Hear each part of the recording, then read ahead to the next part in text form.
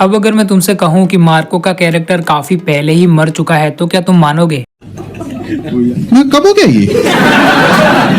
कब हुआ कब? 2019 में जब यहाँ पर की सेम एक्टर उन्नी मुकुंदन करते हैं एक मूवी मिखाइल नाम से, और जिसमें उनका विलन का रोल होता है। विलन मतलब एकदम प्रॉपर विलन, एंड में मरने वाला विलन, हीरो के हाथों मर भी जाता है वो विलन। हाँ तो यार ये पूरा टॉपिक क्या है और मार्को किस तरीके से मर चुका है आगे जानेंगे इस वीडियो में, काफी अच्छे से एक्सप्लेन किया जाएगा। लेकिन उसके पहले एक और बात कि इसी सेम टॉपिक यानी कि मार्को मूवी के ऊपर ही 2 वीडियोस ऑलरेडी बन चुके हैं इस चैनल पर। अगर वो नहीं देखे तो लिंक मिल जाएगी डिस्क्रिप्शन में, या फिर आई बटन पर क्लिक कर भी देख सकते हो। और अब एक और बात कर लूं, इस वीडियो में हम मार्को मूवी के पोस्ट क्रेडिट सीन को भी एक्सप्लेन करने वाले हैं काफी अच्छे से, और मार्को 2 को लेकर भी जो हिंट्स है उनके ऊपर भी बात करेंगे, क्योंकि जो 2 वीडियोस मैंने तुम्हें रिकमेंड किए उसमें ये कुछ नहीं है। इसलिए शुरुआत करते हैं पहले इसका और मिखाइल का कनेक्शन।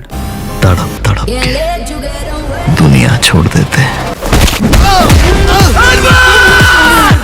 तो बात है 2017 या 18 की, जहां पर की डायरेक्टर हनीफ और मलयालम इंडस्ट्री के एक्टर यानी कि नवीन पॉली मिलते हैं और सोचते हैं एक थ्रिलर मूवी बनाने का, मिखाइल। और वो मूवी बनती है और उस मूवी में विलन के रोल के लिए साइन किया जाता है मार्को मूवी के जॉर्ज को, उसी सेम कैरेक्टर में। और जिस तरीके से मार्को मूवी के अंदर यहाँ पर साइरस की एंट्री होती है ना, बिल्कुल सेम उसी तरीके से यहाँ पर मिखाइल मूवी के अंदर अपने मार्को की एंट्री होती है। मार्को की बाद में बात करते हैं, लेकिन सबसे पहले बात करते हैं जॉर्ज की। तो जॉर्ज का सेम कैरेक्टर है, तो वहां पर यानी कि मिखाइल मूवी के अंदर भी वो यहाँ पर गोल्ड का बिजनेस ही करता है, थोड़े बहुत इनलीगल तरीके से, और मार्को में तो पता ही है। हाँ तो अब जैसा कि संसार का नियम है कि जिसका बाप इतना पावरफुल हो उसका बेटा कभी सीधा साधा निकल सकता है क्या? मैं खुद ना निकलता तो अपने जॉर्ज का बेटा एक नंबर का लड़ाकू निकलता है। वो लड़कियों को चैलेंज करता है कि आओ मेरे साथ लड़ो और मेरे को हरा के दिखाओ कराटे में। नहीं मजाक था। इसका असली रीजन ये होता है कि अपने हीरो की बहन कंप्लेन कर देती है इसकी, क्योंकि ये साला अपनी पर्सनल खुन्नस निकालता है कराटे क्लासेस में लोगों को मारकर, बच्चों को मारकर। वैसे है तो ये भी एक बच्चा ही, इसलिए कर देता है बच्चों वाली हरकतें। तूने मेरी कंप्लेन की, आ लड़के दिखा मेरे से। And the girl is like okay.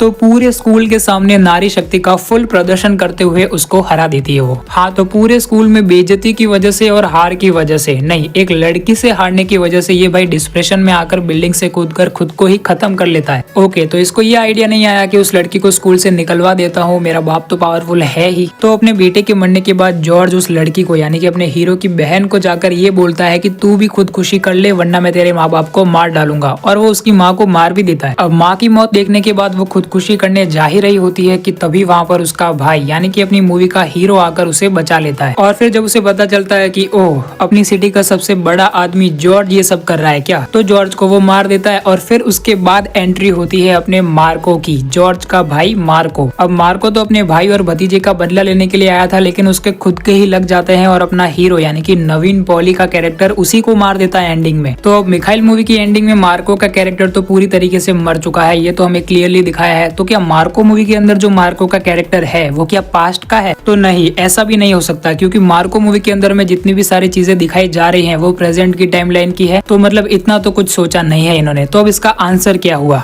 ये लो answer. The prep part, I mean, was done like 5 to 6 years back, the day we shot Mikhail.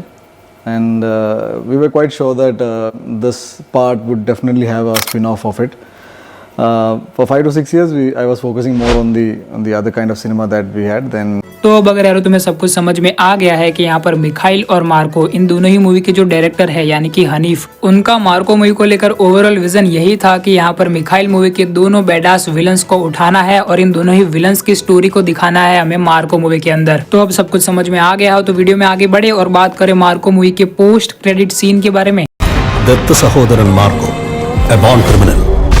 Killing you is very easy, Marco.